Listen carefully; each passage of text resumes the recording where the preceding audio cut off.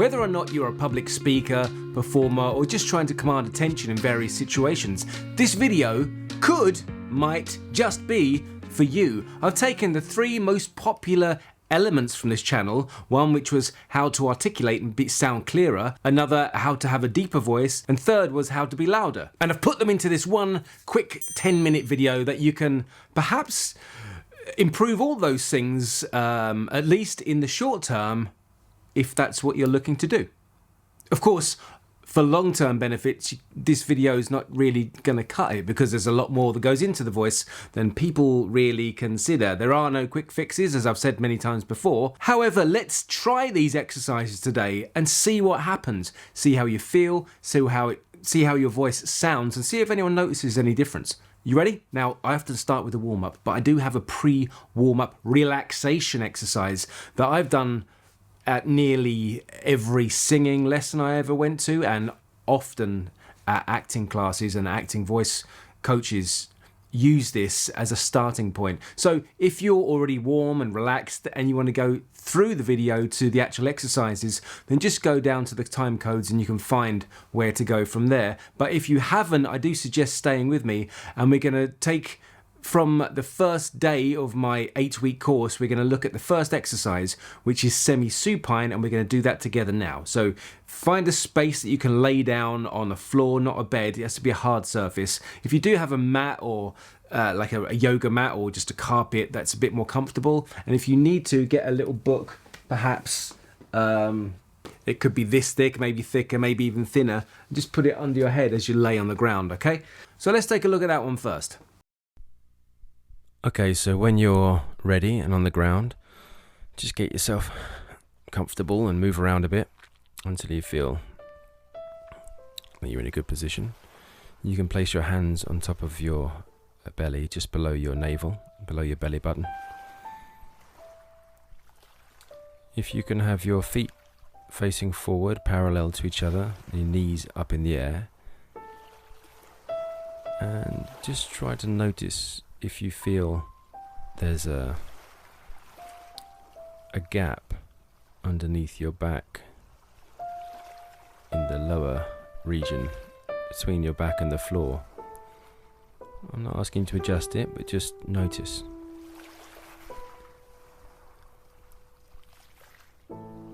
And as you're in this position and you start to breathe in, remember to imagine that the air fills up your lungs from the base of your spine, where the sacrum is, first.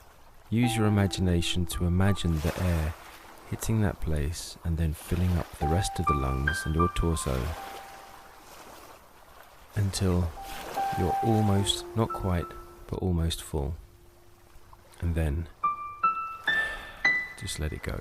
Let it go. And then your body will know naturally when to breathe in again.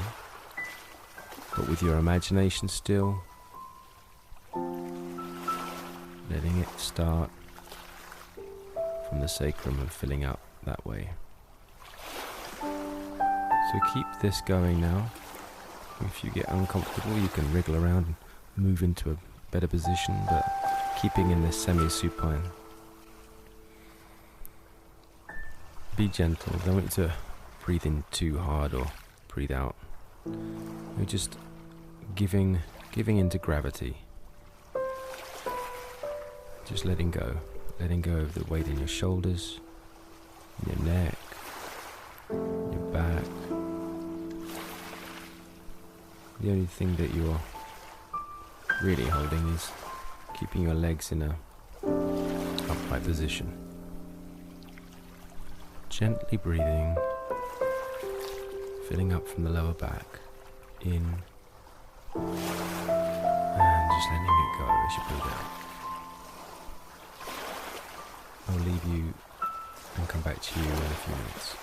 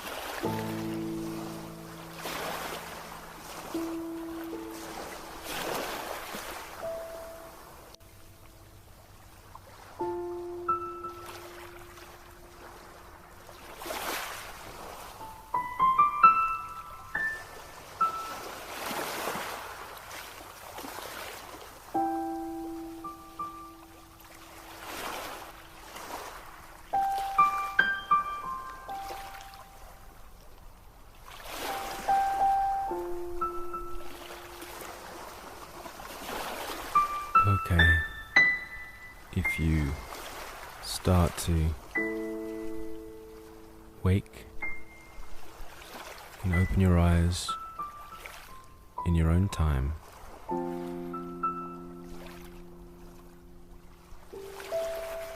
Put your hands down by your side. Start to wiggle your fingers.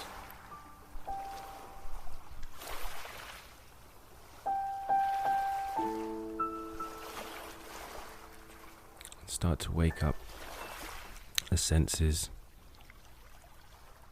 Start to wiggle your toes and notice your legs and your arms, the head, and where you are in the room and what you can hear in the background.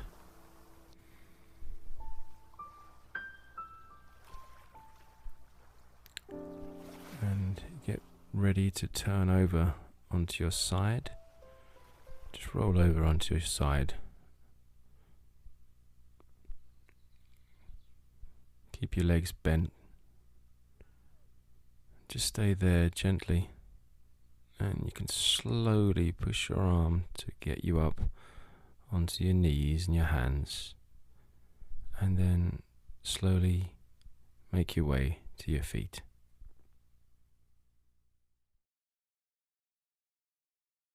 Yeah, so I know it's a very simple exercise and it might not feel like it is doing much, but it does help you connect with your body, right? And that's very important because the voice comes from the body, and the voice as your instrument is your body. So finding a way to relax it and actually feel your spine, using your hands to feel the breath and where that naturally goes when your spine is on the ground. With your legs up in semi-supine, you're able to flatten the back out a bit more, so more of your spine is touching the ground, and again you're lengthening.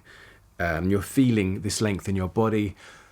It's just a really good way to obviously also bring your shoulders back and drop down into a position that's more optimal, as posturally, for your voice to function at its best. So if you can find relaxation into that space, calm yourself, it's a really good place to begin. Now we're going to do a warm-up, very quick warm-up, just 2 minutes. And we're going to do like multiple things at the same time, so pay attention. We're going to hum very gently. You can hear I haven't warmed up today. Now just gently put your head forward and putting your fingers together. We're going to just put the weight of your elbows, no pulling, the weight of your elbows just down so it pulls your head down. And we're not pushing, we're not trying to make any noise just yet, just a very gentle warm up so it just gets the vocal folds vibrating and things moving. Do that a couple of times, breathe in.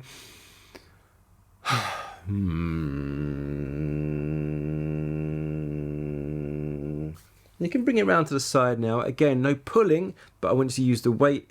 Clasp your hand on and let the weight of the arm be enough to pull your head to the side here. And if you want an extra stretch, you can put this arm out and point your fingers down towards the floor.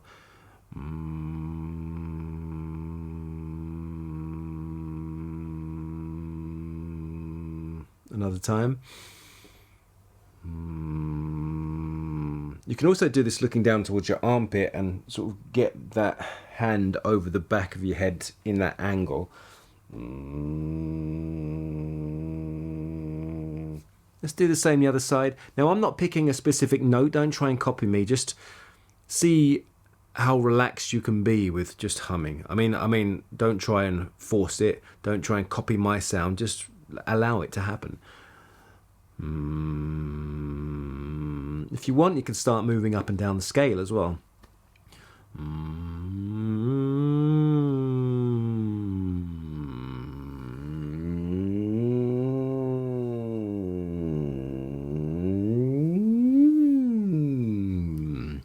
And now we're going to roll our neck back like this, just using the weight of your head.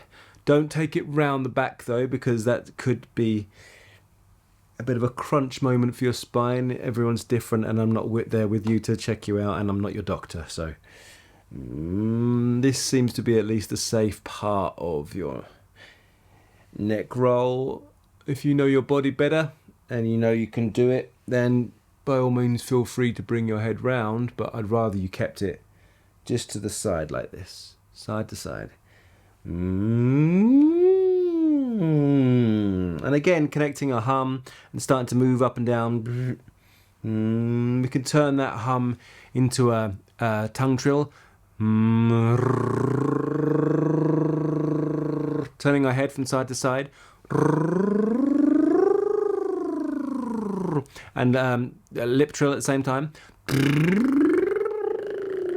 Tongue and lip trill at the same time, and humming and moving your head around. You can even massage around the back of your head.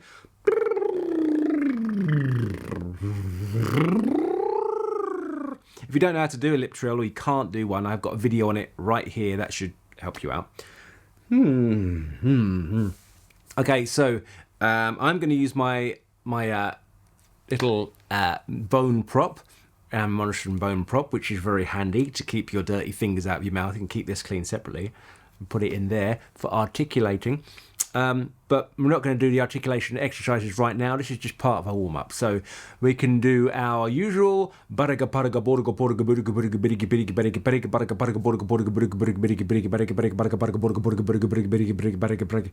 and then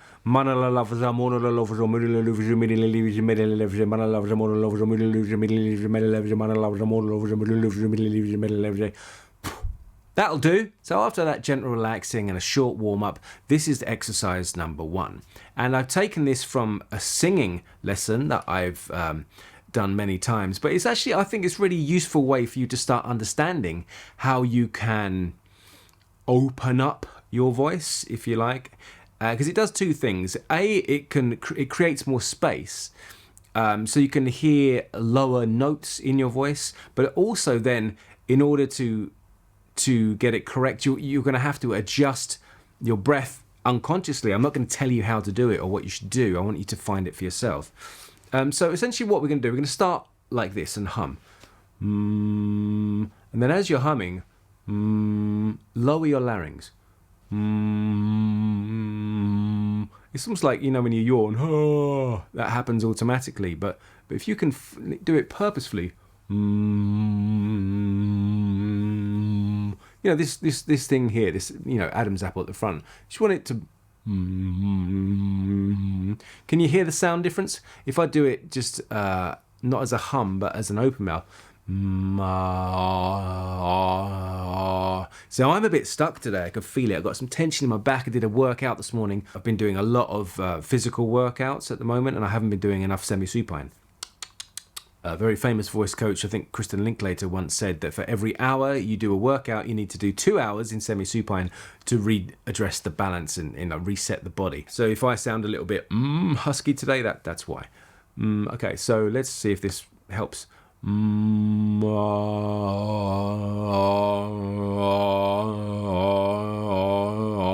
Can you hear the difference?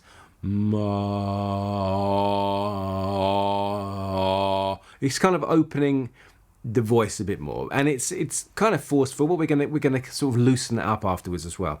So the idea here is that when you go, try and pick a note, for example, ma. As you open up and drop that larynx, the note drops as well. Ma, ma. Can you hear the note dropping? Ma.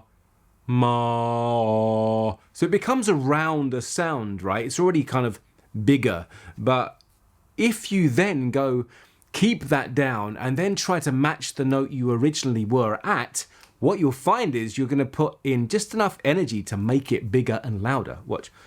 Ma. Ah.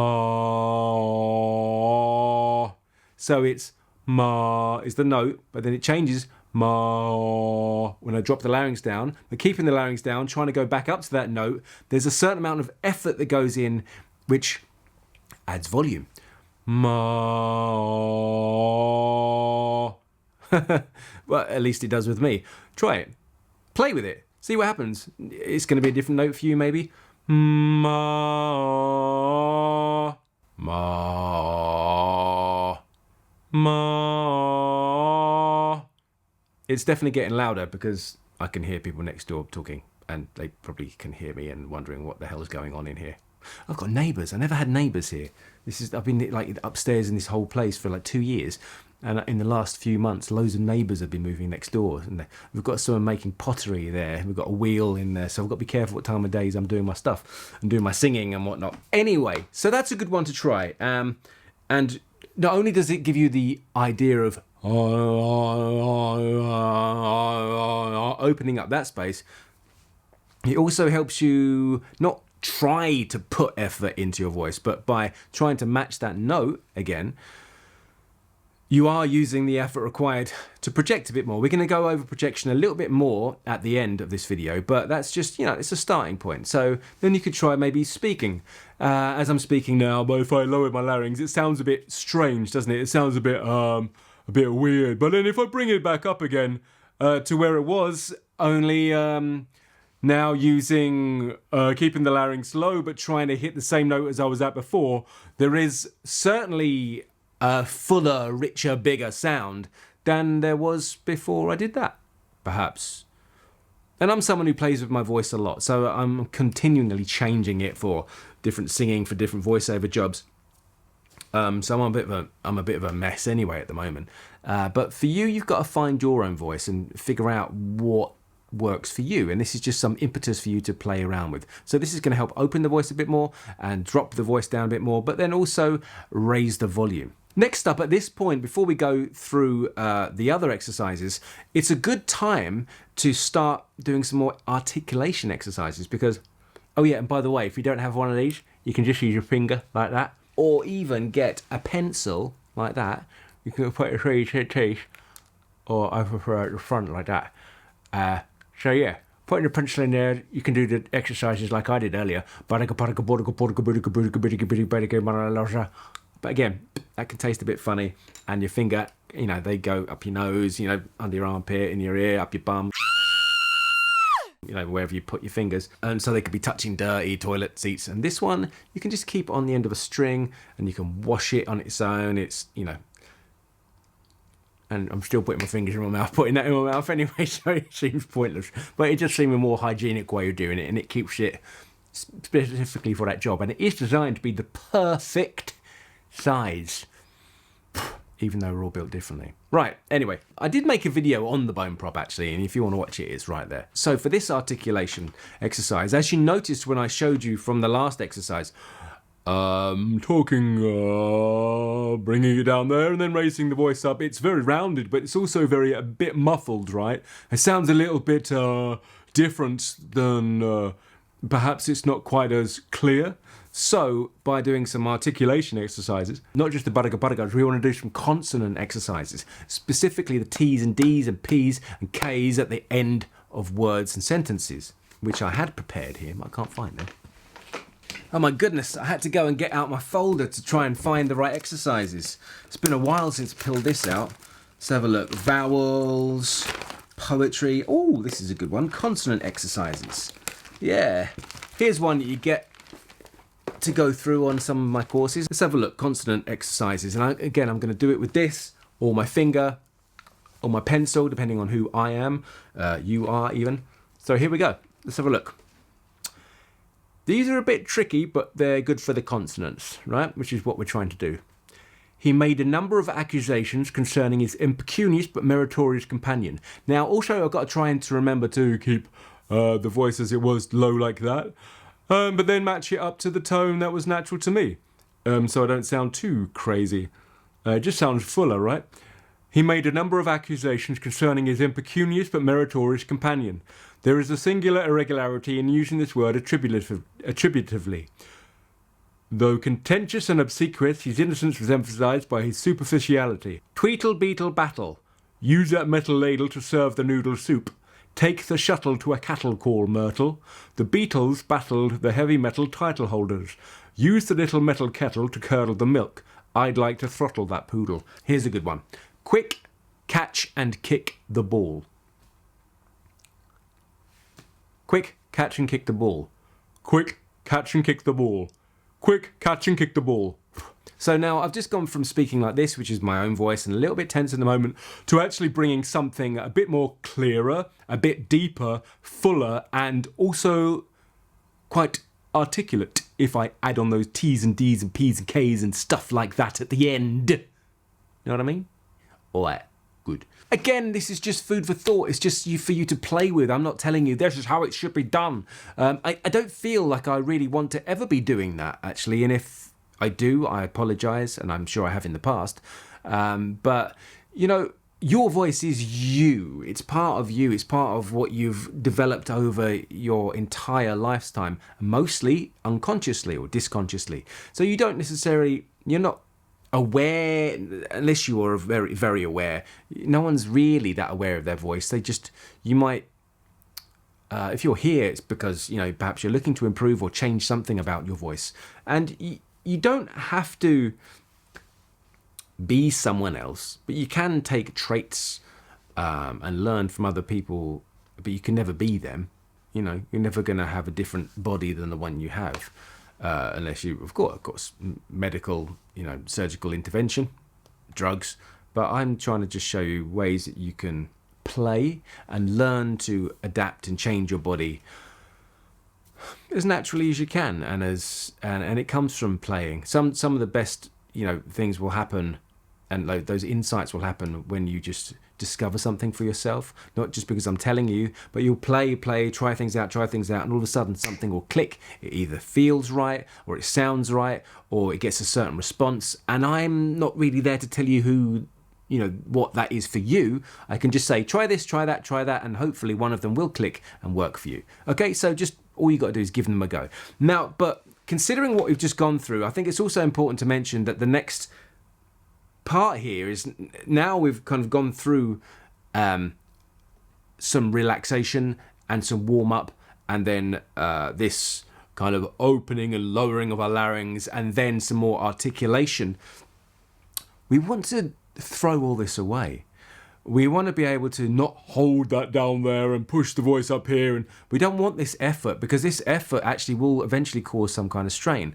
Over time, of course, if you're doing this as an exercise and you're just using it to work and play with, you know, your body will become more accustomed to it. But at first, if you're trying to hold this voice, this new way of sounding the entire time, you could actually just tire yourself out. So what we're going to do now is learn to sigh. And we're going to try and bring that sighing into this mix. So even though we've tightened up with some articulation and we've moved this larynx down, we don't want to hold it there. We want to be able to invite that relaxation and not holding it down, but allowing it to be free to move up and down, as well as the jaw, as well as the tongue and the articulators and our belly. We want everything to just be... So let's have a good sigh. Even a yawn. But don't hold the yawn like, I'm going to speak like this. More... Of course it tails off, but this is just to try and give you a sense of release, of letting go. Words flow better when you let go of them, not when you try to control them or hold on to them. Same with your voice. It will flow much more freely when you have someone to speak to, or a reason to speak, a meaning behind what you're saying, or a definite action to give to someone, a purpose. This will help your voice flow so much more naturally. And when I do these exercises, take a time in the day to do them. Don't put them into your everyday, all-day routine. Just have a routine, have an exercise. Like, look, this is why I set up the 8-week course in the first place, because it has different exercises that build on each other every day. Actually, I've had 2 people this week who finished the course, and these were their testimonials. So this was from Greg.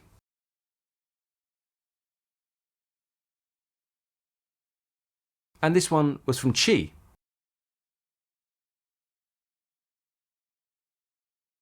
That's not bad, right? Not everyone sees the courses through, but these people have, and they're now getting the benefit. And they also know that they're going to start a daily routine for themselves.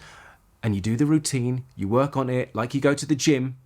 you work on it in gym time, then you forget about it and you relax and just get on with your day and try your best to sort of give yourself time and give yourself space for the body to adapt to these changes. And it will start to remember them, and you'll probably might not even notice them happen, but over time they do.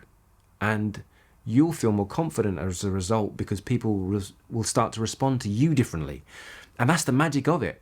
But it is a process. It's like if you're working in your body and you're trying to get fit, trying to get a six-pack of muscles or whatnot, like I am at the moment for this film that I'm shooting in a couple of months.